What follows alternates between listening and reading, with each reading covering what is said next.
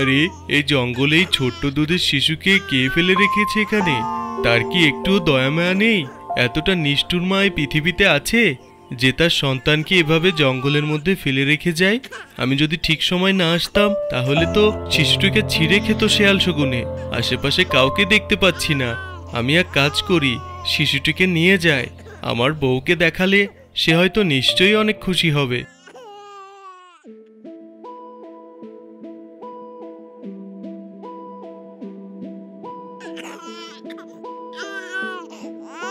আরে তুমি কোথা থেকে বাচ্চাটাকে নিয়ে এসেছো? কান্না করছে এভাবে। ওর মা কোথায়? যাও ফেরত দিয়ে এসো। তুমি আমাকে ভুল বুঝছো। সকালে আমি জঙ্গলে কাঠ কাটতে গিয়েছিলাম, আর তখনই জঙ্গলের মধ্যে একটি শিশুর কান্নার আওয়াজ পায় এবং গিয়ে দেখি একটি শিরীষ গাছের নিচে শিশুটি পড়ে কান্না করছে। আশেপাশে কাউকে দেখতে পেলাম না, তাই বাসায় নিয়ে এসেছি বউ। আমার মনে হয় বাচ্চার বাবা মা কেউ বেঁচে নেই। জঙ্গলের ভয়ানক জীবজন্তুরা হয়তো তার বাবা মাকে খেয়ে ফেলেছে। বাচ্চাটি হয়তো তার কপালের জোরে বেঁচে গেছে। বাচ্চাটিকে তুমি বড় করো, আমাদের তো ছেলে মেয়ে নেই। উপরাল্লাহ হয়তো বাচ্চাটিকে আমাদের জন্যই পাঠিয়েছে। তুমি আর না করো না। ঠিক আছে, কিন্তু তার বাবা মা যদি কখনো আসে তার খোঁজে আর তাকে নিয়ে যায়, তখন আমাদের কি হবে? সেটা নিয়ে ভেবো না বউ। আমার যা মনে হয় তার বাবা মা কেউ বেঁচে নেই। তুমি শুধুই চিন্তা করছো। তাকে নিজের সন্তানের মতো বড় করো, সেই আমাদের সন্তানের অভাব দূর করবে। ঠিক আছে, আজ থেকে আমি ওর মা আর তুমি ওর বাবা। আজ থেকে ওকে আমি নিজের মেয়ের মতো করে বড় করব, আর আজ থেকে ওর নাম রাখলাম মিলি।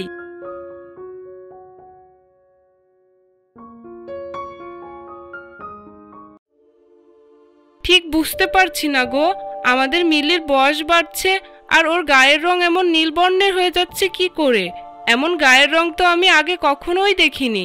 আর তাছাড়া মিলির আচরণ আমার একদম পছন্দ হয় না। ও একদম ভাজা মাছ খেতে চায় না। তুমি দেখো না কেমন কাঁচা মাছ ওর খুব পছন্দ। হ্যাঁ, আমিও সেটাই ভাবছি। মেয়েটার দিন দিন চেহারা কেমন নীলবর্ণের হয়ে উঠছে এবং তার চালচলনও খুব একটা সুবিধার মনে হয় না। বাবা মা, তোমরা দুজনে কি বিড়বিড় করছো? আমাকেও বলো, আমিও শুনতে চাই। না, তেমন কিছু না। তুই দিন দিন না খেয়ে কেমন শুকিয়ে যাচ্ছিস, এটাই তোর মাকে বলছি। কিন্তু মা, তুই রান্না করা মাছ না খেয়ে প্রতিদিন কাঁচা মাছ খাস কেন? না বাবা, কাঁচা মাছ আমার খুবই প্রিয়।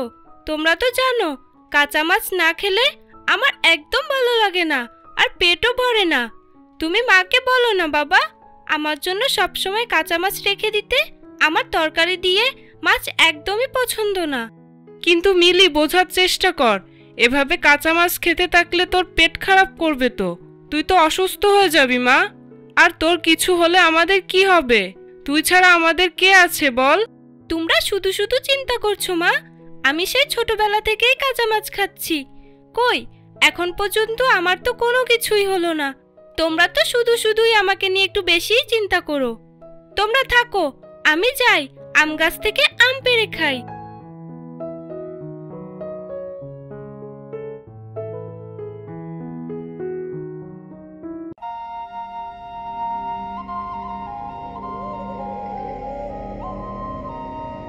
দেখছো তো, তোমাকে বললাম না, মিলি কিন্তু অন্য মেয়েদের থেকে একদমই আলাদা। সে মনে হয় অনেক জাদু জানে। তুমি দেখলে না তার হাত দিয়ে কিভাবে আম গাছ থেকে আম পেড়ে নিয়ে এলো? হ্যাঁ, আমিও তো সেটাই দেখলাম। আসলে আমাদের মিলির অনেক আশ্চর্য ক্ষমতা রয়েছে। তুমি এগুলো কাউকে বলো না, এতে করে আমাদের মিলির ক্ষতি হতে পারে। তুমি এসব নিয়ে ভেবো না, যাও ভাত বেড়ে দিচ্ছি, খেয়ে নিবে, আসো।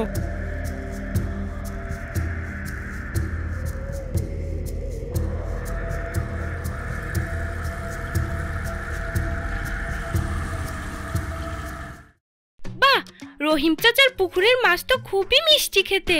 এক কাজ করি, বেশ কয়েকটা মাছ এনে আমার এই চুড়িতে রাখি, বাড়িতে নিয়ে মজা করে খাবো।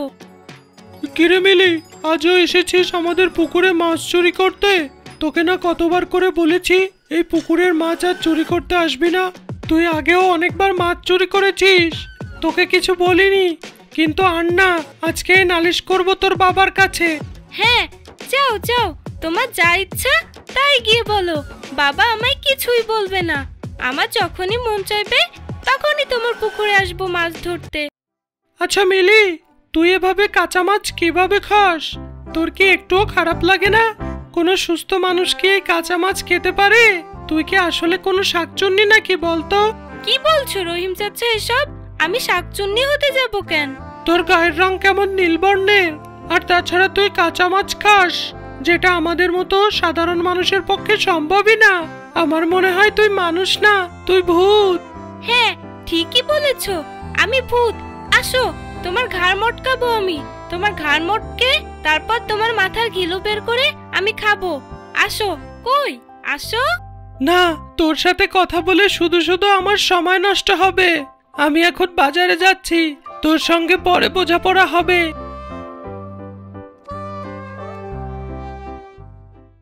রহিম চাচা আমাকে শাকচুন্নি বললো কেন? আমি কাঁচা মাছ খাই, এটা কি আমার দোষ? আর তাছাড়া আমার গায়ের রং এমন নীল বর্ণের কেন? আমি আজই আমার বাবা মাকে জিজ্ঞাসা করব।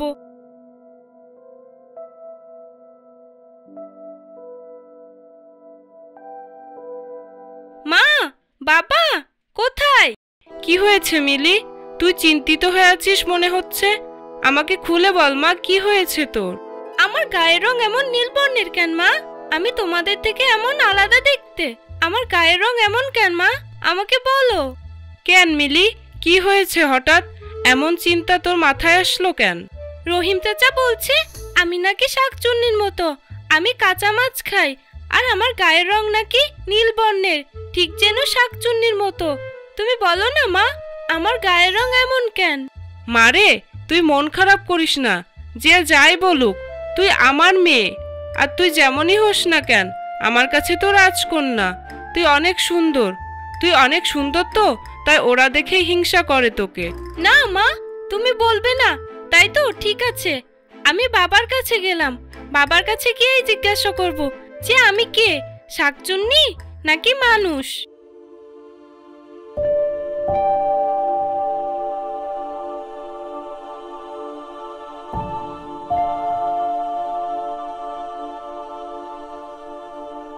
বাবা, তুমি এখানে? আর আমি তোমাকে সব জায়গায় খুঁজছি।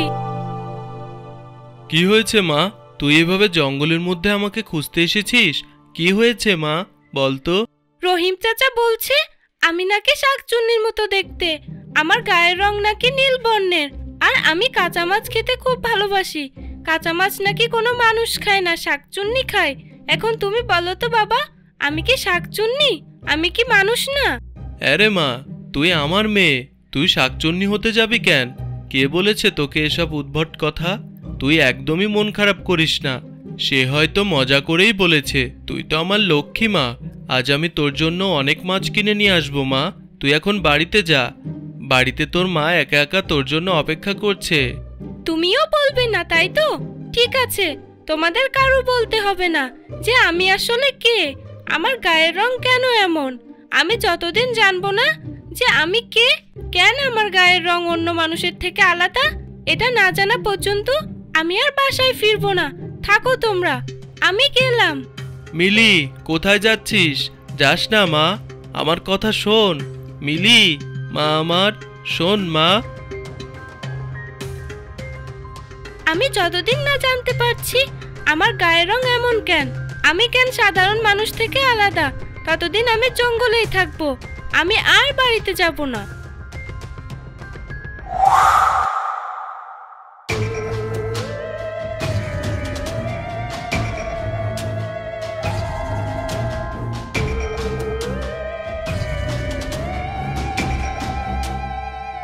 এমন কেন দেখতে গো তোমার গায়ের রং? নীল বর্ণের, আর দাঁতগুলো কেমন ভয়ঙ্কর দেখতে। তুমি কেমন মানুষ গো? আমাকে দেখে হাসছিস? তোর কি ভয় করছে না? কে তুই মেয়ে? এখানে নির্জন জায়গায় বট গাছের নিচে বসে কি করছিস? আর এভাবে হাসছিস কেন? তোমাকে দেখে ভয় পাবো কেন? তুমি কি রাক্ষস? তুমি কি আমাকে খেয়ে ফেলবা? উল্টে আমি তোমাকে খেয়ে ফেলবো, বুঝলে? ঠিক আছে, বুঝলাম, তোর অনেক ক্ষমতা, কিন্তু তুই কে মেয়ে? তোর গায়ের রং মানুষের মতো লাগছে না। তুই কে বলতো? এখানে জঙ্গলে কি করছিস? আমার নাম মিলি। ওই জঙ্গলের পাশেই আমার বাড়ি। আমি আমার বাবা মায়ের উপর রাগ করে এই জঙ্গলের মতো এসে বসে আছি। কেন রে, কি হয়েছে? কেন রাগ করছিস তোর বাবা মায়ের উপর? শোনো তাহলে, আমার গায়ের রং দেখছো না কেমন নীল বর্ণের, ঠিক তোমার গায়ের মতো। কিন্তু আমার বাবা মায়ের গায়ের রঙের সঙ্গে আমার গায়ের রং একদমই আলাদা। আর তাই আমার গায়ের রং নিয়ে অনেকেই খোঁটা দেয় আমি নাকি শাকচুন্নির মতো দেখতে। আসলেই কি আমি শাকচুন্নির মতো, তুমি বলো? আরে আমি তো ভুল দেখছি না, এ তো মানুষ না, এ তো শাকচুন্নি কন্যা। তাহলে কি আমার হারিয়ে যাওয়া মেয়ে, যাকে 12 বছর ধরে খুঁজে বেরিয়েছি? না, একে এখন কিছুই বলা যাবে না। ওর সঙ্গে ওর বাবা মায়ের কাছে যেতে হবে এবং তার কাছ থেকেই শুনবো যে তারা এই মেয়েকে কোথায় কুড়িয়ে পেয়েছে। তো মেয়ে, চলো তোমার বাবা মায়ের কাছে চলো, আমি তোমাকে বলবো যে তোমার গায়ের রং এমন নীল বর্ণের কেন। সত্যি বলছো তুমি? বলবে যে আমার গায়ের রং কেন এমন নীল বর্ণের? চলো তাহলে তোমাকে আমার বাবা মায়ের কাছে নিয়ে যাই।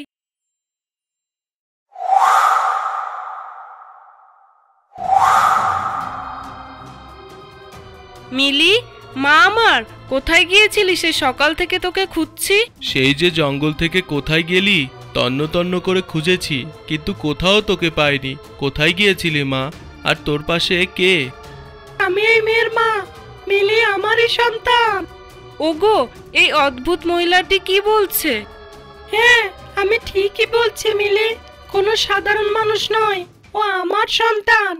আমি হলাম রেশমা শাকচুন্নি। আমার শত্রুপক্ষের হামলায় সেদিন পালিয়ে যায় জঙ্গল ছেড়ে, আর যাওয়ার সময় আমার মেয়েকে জঙ্গলের শিরীষ গাছের নিচে রেখে যায়, যাতে করে আমরা যদি ধরাও পড়ি তারা আমাদের মারতে পারলেও আমাদের কন্যাকে যেন না মারতে পারে। কিন্তু কিছু দূর যাওয়ার পর আমাদের শত্রুরা পালিয়ে যায়, আর আমরা যখন আবার জঙ্গলের দিকে যাই আমার মেয়েকে আর খুঁজে পাই না। তারপর থেকে 12 বছর ধরে এই জঙ্গলের ভেতর দিয়েই আমার মেয়েকে খুঁজি। আজ আমি আমার মেয়েকে খুঁজে পেয়েছি। এসব কি বলছো তুমি মা? বাবা, তোমরা এসব বকবক কেন শুনছো? তোমরা বলছো না কেন আমি তোমাদের সন্তান? না মা, সে আসলে ঠিকই বলেছে। তুই আমাদের সন্তান না, তুই তারই সন্তান। আমি তোকে জঙ্গলে কাঠ কাটতে গিয়ে কুড়িয়ে পেয়েছিলাম। তারপর তোকে আমরা দুজন মিলে যত্ন করে বড় করি। আজ তুই তোর আসল মাকে খুঁজে পেয়েছিস। আজ আমি সত্যিই অনেক খুশি হলাম। তুই তোর আসল মায়ের কাছে ফিরে যা মা। কিন্তু বাবা, আমি তোমাদের ছেড়ে কিভাবে থাকবো? তোমরা চিন্তা করো না, মিলিকে আমি তোমাদের কাছেই রাখবো। আমি মাঝে মধ্যে এসে মিলিকে দেখে যাব। তোমাদের কোল আমি একদম শূন্য করে দিতে চাই না।